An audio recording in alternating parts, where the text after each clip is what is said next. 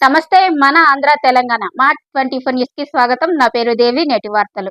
ఆలమూరులో రైతు సంబరాలు, ఎమ్మెల్యే బండారు వ్యాఖ్యలు. ఆలమూరులో జరిగిన రైతు సంబరాల్లో కొత్తపేట ఎమ్మెల్యే సత్యానందరావు మాట్లాడుతూ, రైతుల సంక్షేమం కోసం కూటమి ప్రభుత్వం అనేక పథకాలు అమలు చేస్తుందని తెలిపారు. 200కు పైగా ట్రాక్టర్లతో భారీ ర్యాలీ నిర్వహించిన రైతులు సూపర్ 6 విజయాన్ని వేడుకగా జరుపుకున్నారు.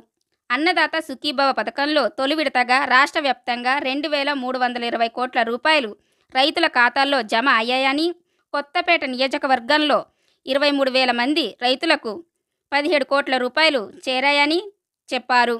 గత వైసీపీ ప్రభుత్వాన్ని విమర్శిస్తూ రైతులకు చేసిన మోసాలను ప్రస్తావించారు. రైతుల పాస్ పుస్తకాలపై జగన్ ఫోటో ముద్రించడం బ్రిటిష్ కాలంలో కూడా జరగలేదని ఎద్దేవా చేశారు. పంట నష్టం, బీమా, గోకులం సదుపాయాల వంటి అంశాల్లో కూటమి ప్రభుత్వంపై రైతులకు పూర్తి సహాయం అందిస్తుందని హామీ ఇచ్చారు.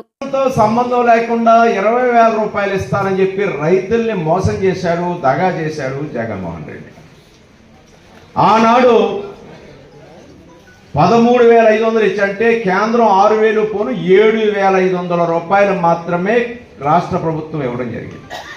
ఈనాడు కూటమి ప్రభుత్వం 14,000 రూపాయలు రాష్ట్రం తరపున, కేంద్రం 6,000 అంటే సుమారుగా రెట్టింపు. వాళ్ళు 7,500 ఇస్తే నేడు 14,000 కూటమి ప్రభుత్వం ఇస్తూ ఉంది.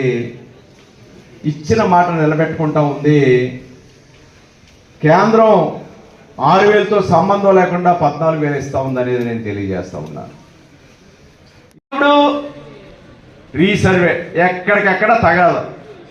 ఎవరి భూమి ఎంతో ఎక్కువ తక్కువ రకరకాలైన ఈ ప్రాబ్లం తోటి